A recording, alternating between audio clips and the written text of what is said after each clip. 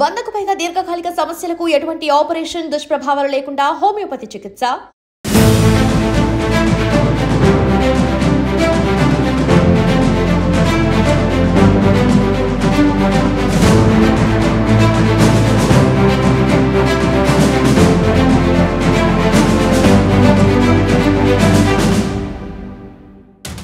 నమస్కారం, welcome to I dream. నేను మీ సంగీత.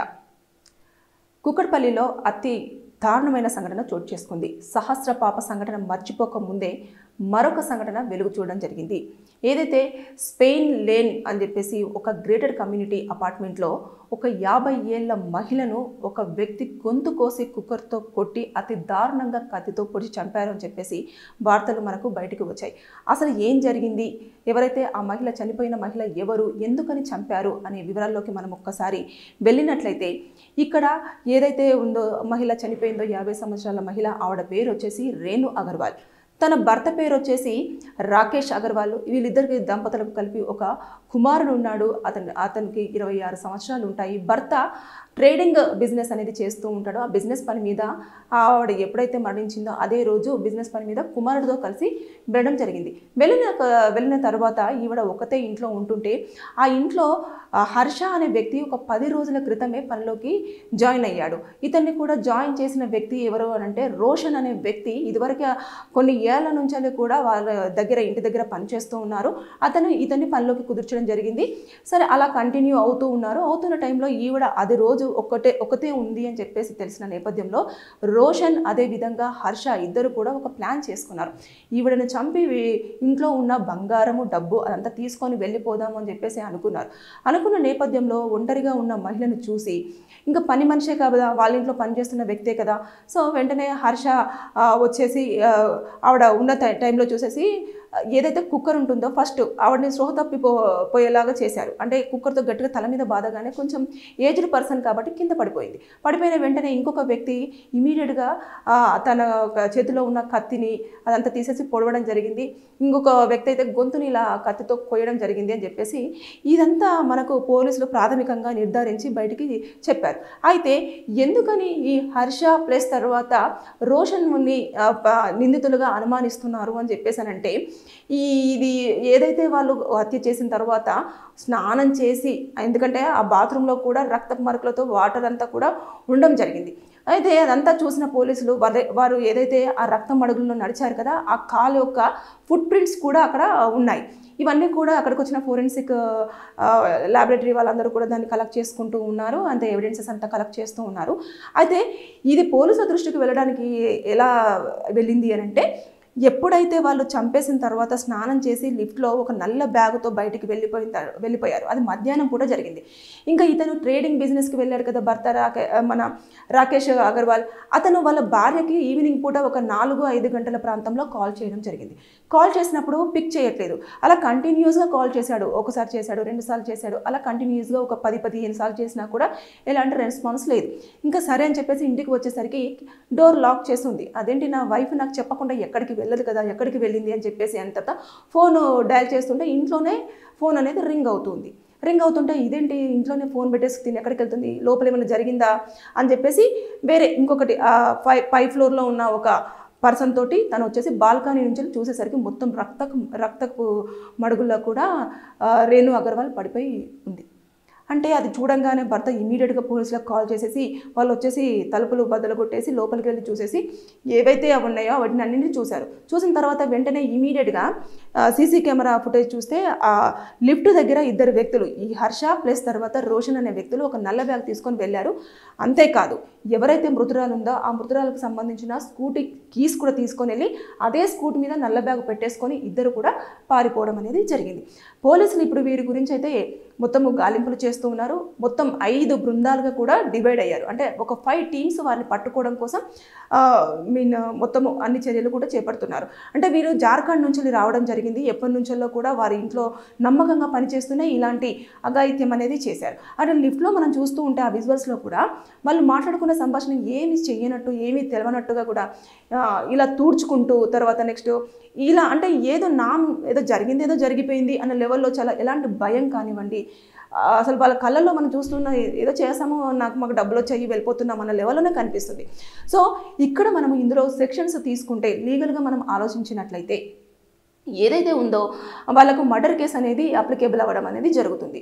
ఎందుకంటే ఇప్పుడు ఇది కొత్తగా పాత చట్టం ప్రకారం మనకు తెలుసు ఐపీసీ సెక్షన్ 302 కింద మనం మర్డర్ కేసు అనేది అప్లికేబుల్ అవుతుంది. కానీ ఇప్పుడు కొత్తగా చట్టాలు మారాయి కాబట్టి బిఎన్ఎస్ ప్రకారంగా 101 కింద ఇది కన్సిడర్ అవుతుంది మర్డర్ కేసు అనేది.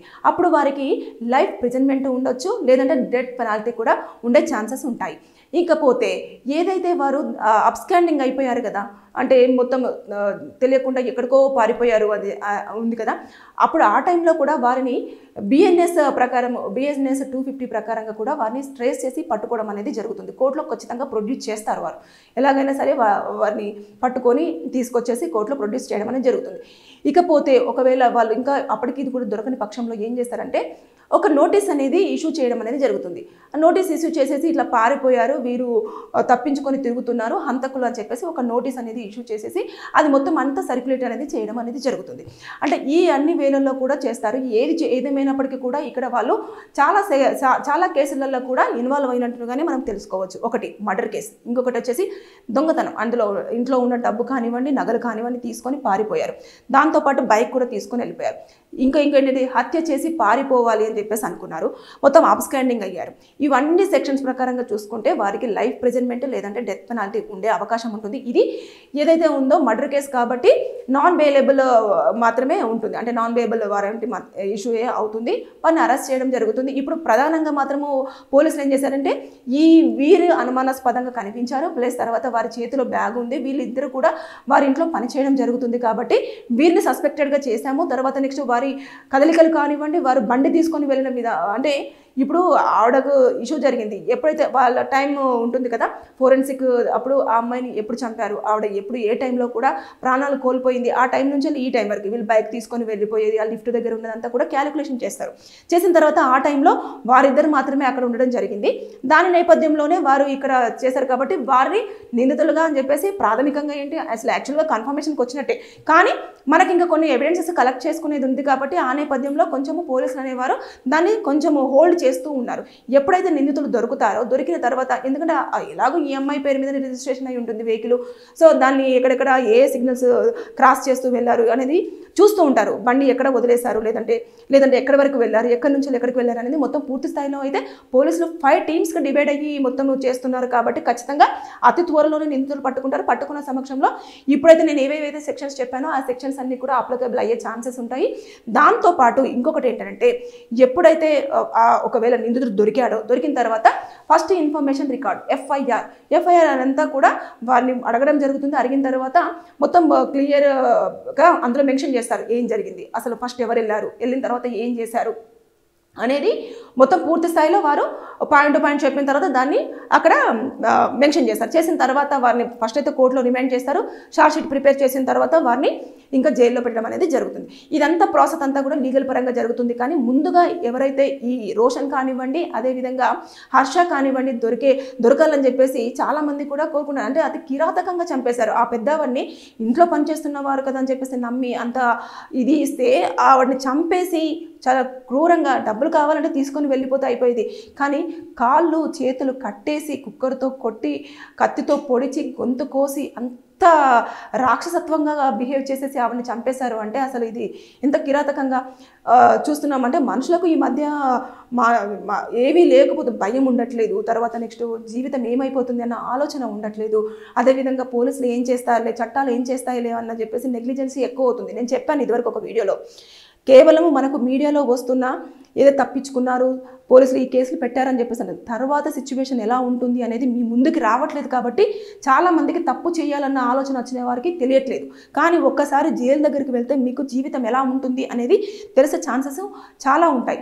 సో ఈ విషయంలో మాత్రం మనం చాలా బాధపడాల్సిన విషయమే. ఎందుకంటే గడిచిన 2 రోజులు కూడా కావస్తుంది, అయినా ఇప్పటికీ కూడా నిందితులు ఎక్కడి వరకు వెళ్ళారు ఏంటి అనేది పోలీసులు పాపం చాలా గట్టిగానే సెర్చ్ చేస్తున్నారు.